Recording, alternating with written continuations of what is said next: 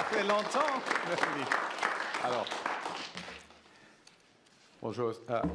Mes chers amis, chers collègues, mesdames et messieurs, cet endroit est chargé de souvenirs. Au XVIIIe siècle, deux armées se sont affrontées ici dans une bataille qui a changé à jamais le cours de l'histoire de ce continent. Lorsque la fumée s'est dissipée, les deux commandants, Wolfe et Montcalm, gisaient mourants, leur destin lié même dans la mort. La Nouvelle-France était tombée. L'Amérique du Nord britannique était née. Il aurait été facile, voire prévisible, d'en rester là. Le scénario habituel de la conquête. Les vaincus sont assimilés, leur langue supprimée, leur foi interdite, leur loi remplacée. C'est ce que les conquérants ont fait pendant des millénaires. De la grande déportation des Acadiens, en passant par le rapport de Rame suite à la rébellion des Patriotes, certains ont cherché à imposer ce modèle, l'assimilation, la logique habituelle de la conquête. Mais finalement, ce n'est pas la voie que le Canada a choisie. Et pourquoi? D'abord, grâce à la résilience des francophones. Une résilience parfois silencieuse, souvent combative, mais toujours déterminée à préserver une langue, une culture et une identité. Ensuite, par pragmatisme, les autorités britanniques ont rapidement compris qu'on ne gouverne pas durablement 70 000 habitants contre leur volonté, surtout avec des colonies américaines instables au sud. Ainsi, tout au long de l'histoire de notre pays, des décisions ont été prises pour construire quelque chose de différent ici, ensemble. Cela n'a pas toujours été une ligne droite. Les progrès ont été réalisés à travers des tensions, des compromis et parfois des échecs. Mais à plusieurs reprises, le Canada a choisi une voie différente. And from that choice, initially practical, even self-interested, something remarkable emerged. Not a myth, not a miracle, but a growing commitment that coexistence could make us stronger, that we can build an identity which not only respects our differences, but also celebrates them. Un projet audacieux que deux peuples récemment ennemis, parlant des langues différentes, pratiquant des religions différentes, vivant sous des traditions juridiques différentes, puissent partager un même pays and build it together. The Canadian philosopher Charles Taylor contends that people aren't blank slates, but that our identities, personal and national, are constituted through history. In his words, the past is sedimented in the present, and our choices are shaped by what came before. Our country was built on the bedrock of three peoples: Indigenous, French, and British. Long before the battle on these plains, long before the first French ships sailed up the St. Lawrence, Indigenous peoples were the original stewards of this land. They built nations, trading networks, and systems of governance that spanned the entire continent. The Haudenosaunee, the Anishinaabe, the Wendat, and the Innu shaped this land and were shaped by it. Then the French came. They built a new society adapted to the realities of North America, shaped by the river and forest, by trade with indigenous nations, and by the determination to survive and flourish in this land. When the British came, that civilization did not disappear. It endured, and now it thrives. La Confédération est né de cette histoire. L'une de ses pères fondateurs, Joseph Cartier, a déclaré à l'époque que les Canadiens et Canadiennes étaient des races différentes, non pas se faire la guerre, mais afin de travailler conjointement à leur propre bien-être, qui vivent les uns à côté des autres comme de grandes familles. Ce pacte a été renouvelé lorsque Wilfrid Laurier a gouverné un pays qui avait autrefois conquis son peuple. Il a été renouvelé avec l'avènement du bilinguisme officiel. Il a été renouvelé lorsque les Québécois ont choisi, à 2 reprises, de rester au sein du Canada, estimant que ce partenariat, malgré toutes ses frustrations, méritait non seulement d'être préservé, mais aussi d'être renforcé. Les plans d'Abraham symbolisent un champ de bataille, oui, mais ils symbolisent aussi le lieu où le Canada a commencé à faire le choix historique de privilégier l'adaptation plutôt que l'assimilation, ou le partenariat plutôt que la domination, ou la collaboration plutôt que la division. Oui, cette fondation était imparfaite. Elle excluait trop de gens. Elle reposait en partie sur la dépossession de peuples autochtones et sur la violation des traités conclus avec eux. Mais cette fondation reposait sur l'idée fondamentale que l'unité ne passe pas nécessairement par l'uniformité, que nous pouvons partager un pays sans nous conformer à une identité unique, que nos différences reconnues honnêtement et gérées dans le respect sont une source de force. Ce choix résonne à travers notre histoire. Il résonne dans les choix faits par les nouveaux arrivants venus de 4 coins du monde pour s'établir au Canada. Il résonne dans les choix faits par chaque génération déterminée à continuer à bâtir, non pas sur le sein ou sur la terre, mais sur quelque chose de plus exigeant et de plus durable, un engagement commun à vivre ensemble, à accepter les différences et à rechercher le bien commun. Et grâce à chacun de ces choix, le Canada est devenu plus riche, plus inclusif et plus équitable. What makes Canada a great country? It's a great country for everyone. It's the greatest country in the world to be a regular person. You don't have to be born rich or to a landed family here. You don't have to be a certain color or worship a certain God. Canadians believe in the value of every other Canadian, their boundless potential to make this great country even better. Our ancestors, despite their differences, believed in each other and in us. Now, there are long periods of history where these values can prosper unchallenged. Ours is not one of them. Our values must be fought for. That's what we are doing. That's what Canadians want. Canadians are up for it. Our history traces an arc of broadening inclusion from biculturalism to multiculturalism, from being British subjects to becoming Canadian citizens, from being 2 founding peoples to being many peoples living in true partnership with Indigenous peoples.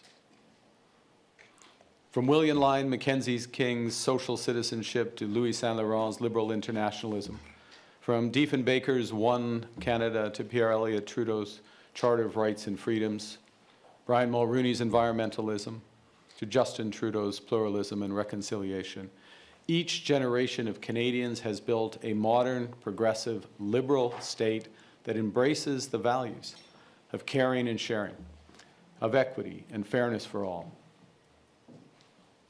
Institutions make up the body of that progressive state, but our values are at its heart. Institutions from the civil code to public health care, from modern self-government agreements to Parliament's recognition of the Quebec people as a nation. Values of inclusivity, fairness, solidarity, sustainability, and ambition. Canadians are inclusive. We know our country is stronger when everyone belongs, when newcomers are welcome, when minorities are protected, when Indigenous peoples are true partners. That commitment to inclusion was institutionalized, first in the Bill of Rights and then embedded in the Charter of Rights and Freedoms. It was manifest in our adoption of multiculturalism, first as policy and then as law. In the same spirit, the enshrinement into law of the United Nations Declaration on the Rights of Indigenous Peoples reflects our fundamental commitment to reconciliation and to respecting Indigenous peoples as equal partners in building our country together. And inclusion means going beyond the protection of rights to the commitment to creating a society in which everyone can flourish. That's why we introduced the Combating Hate Act, to preserve the freedom of people to practice their faith and culture without intimidation, harassment, or violence. Les Canadiens et Canadiennes veillent les uns sur les autres, surtout dans les moments difficiles. Et cet esprit de solidarité a inspiré les fondements de l'État-providence moderne au lendemain de la Grande Dépression, notamment l'assurance chômage, les allocations familiales et la sécurité de la vieillesse. De nouveaux piliers institutionnels de solidarité ont été ajoutés avec la création du régime de pension du Canada et de la loi canadienne sur la santé. Je suis fier, vous êtes fiers, que nous ayons élargi ces fondements au cours des dernières années avec le régime national de soins dentaires, les services de garde d'enfants, le plan d'assurance médicaments et le programme national d'alimentation scolaire. Au Canada, c'est lorsque nous sommes unis que nous sommes les plus forts. Lorsque nous veillons les uns sur les autres et que nous veillons à ce qu'aucun enfant, aucune famille, personne ne soit laissé pour compte. Cet esprit de solidarité et de générosité contribue à définir notre identité en tant que nation. Canadians believe that fairness includes equality of opportunity, so that every Canadian has a shot at a good and fulfilling life. And the foundation of this commitment is access of every Canadian to comparable public services, particularly education and healthcare. These commitments were institutionalized when equalization was first introduced in 1950 and then embedded in our Constitution in 1982. And by protecting services like childcare, dental care, pharmacare, we strengthen the sense of security that Canadians rely on every day. A strong and united Canada stands up for families and workers and protects those who are most vulnerable, whether they're a newcomer, a person with a disability, or a member of the two-spirited LGBTQI+ community. Now, friends, the advent of artificial intelligence will simultaneously challenge fairness, inclusion, and solidarity, while it creates enormous opportunities for how we live, work, and play. And these tensions can only be reconciled if AI works for all. AI can provide powerful solutions, better healthcare, better education, better government services. It can empower Canadians with new skills for more fulfilling jobs. But realizing that potential will require fundamental reforms to our education system, how we do skills training, and to our social welfare system. Our upcoming AI for All strategy will begin to tackle these challenges to maximize the potential of AI for all Canadians. Le développement durable assure l'équité entre les générations. Les Canadiens et Canadiennes sont les gardiens d'un territoire vaste et précieux. Nous avons pris des mesures pour protéger au moyen de traités internationaux comme le traité sur les pluies acides et l'accord de Paris de 2015, ainsi que par nos progrès constants en matière de conservation de notre patrimoine naturel, conformément à nos engagements pris lors de la conférence de Montréal en 2022. Au cours des prochains mois, notre gouvernement mettra en œuvre de nouveaux plans ambitieux visant à accélérer le développement durable au pays, à réduire les facteurs liés à l'énergie des familles et entreprises et à protéger la richesse naturelle du Canada. Canada is ambitious. Canada is an ambitious nation of builders and explorers. We mapped this continent before the Americans had even left St. Louis. We built a transcontinental railway in 5 years, the St. Lawrence Seaway in 4. We created a healthcare system that became a model for the world. This government, Canada's new government, shares that ambition. We've already removed all federal barriers to interprovincial trade, and we're catalyzing hundreds of billions of dollars of investments in nation-building projects. We're doubling our defense spending by the end of this decade. And we're working to ensure that core Canadian capabilities, including in AI, in quantum, in cyber, and critical minerals, will maximize the economic benefit for Canadians of these new security imperatives. Now we need to execute fairly and fast.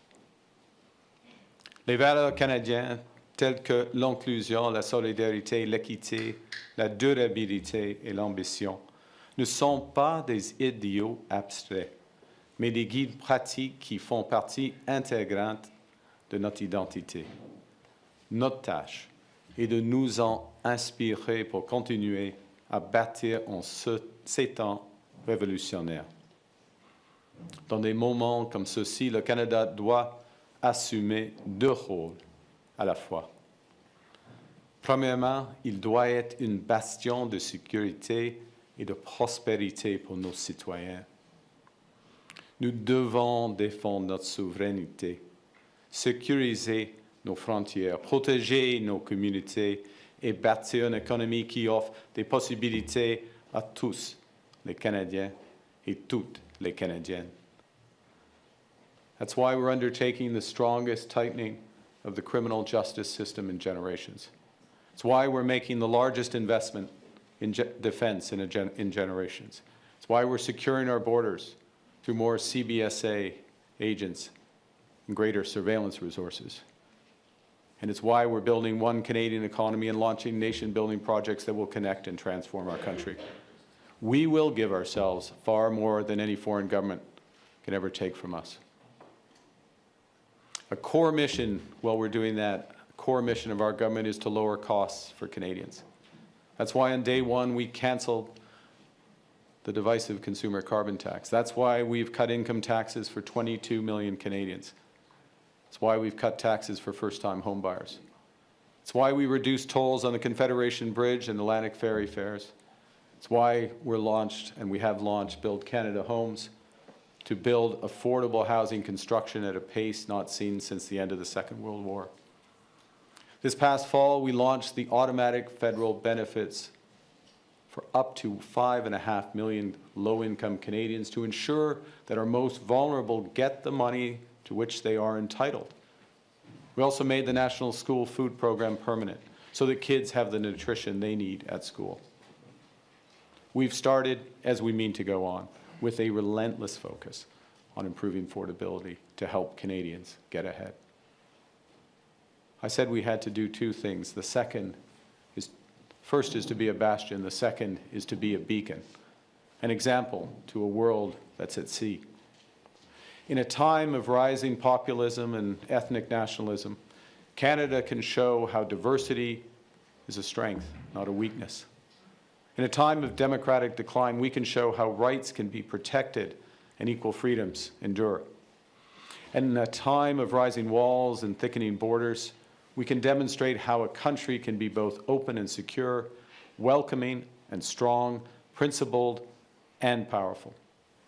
There are literally billions of people who aspire to what we have built: a pluralistic society that works, a public square that's loud, diverse, and free, an economy that delivers broadly shared prosperity, a democracy that chooses to protect the most vulnerable against the powerful. Now, Canada can't solve all the world's problems, but we can show that another way is possible, that the arc of history isn't destined to be warped towards authoritarianism and exclusion. It can still bend towards progress and justice. There you go.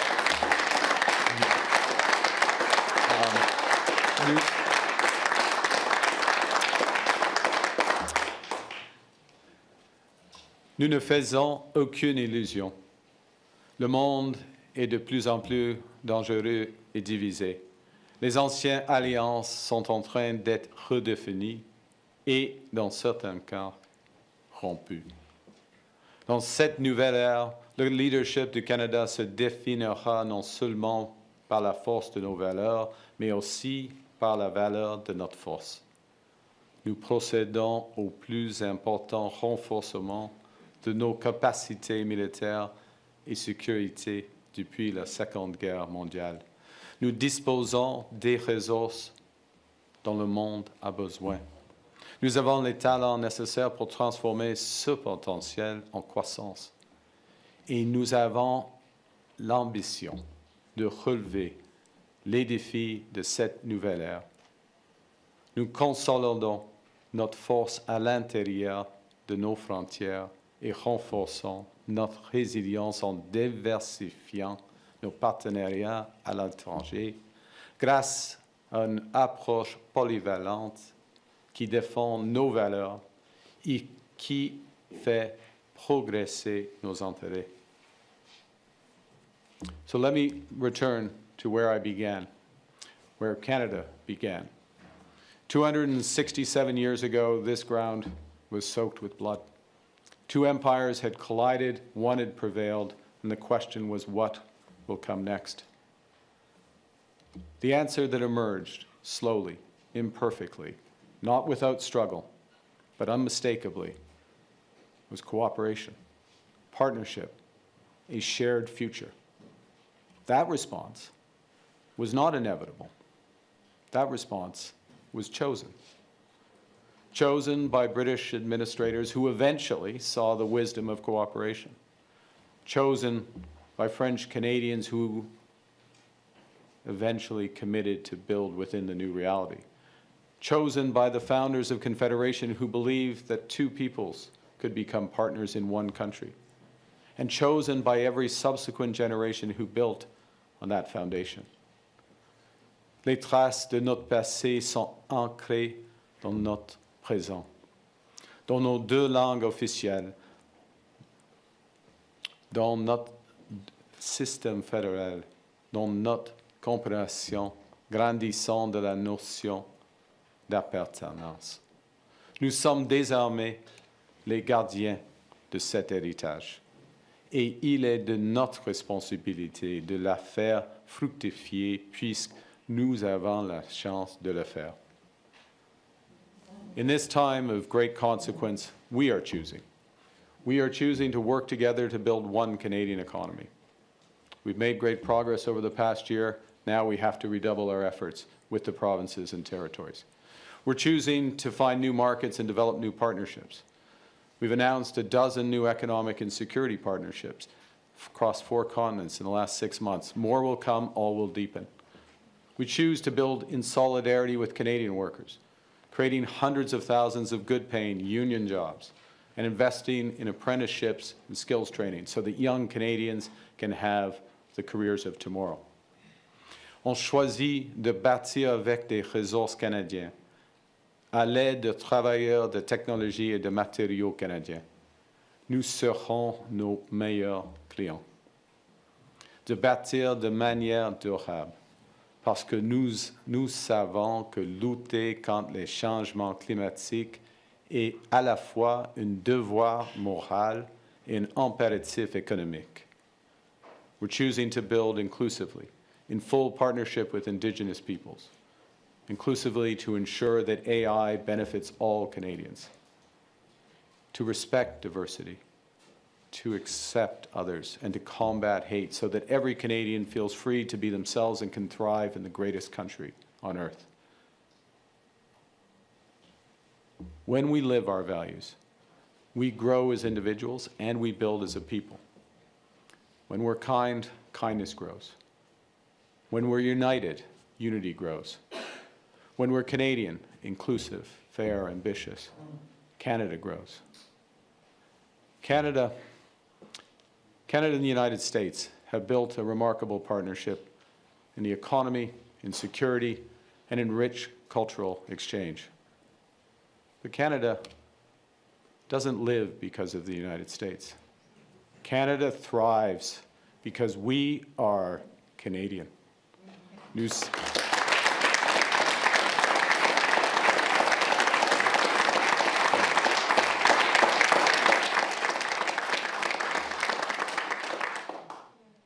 Nous sommes maîtres chez nous.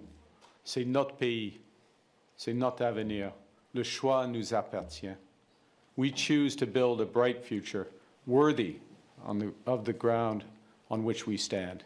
We choose Canada. Thank you very much. Merci beaucoup.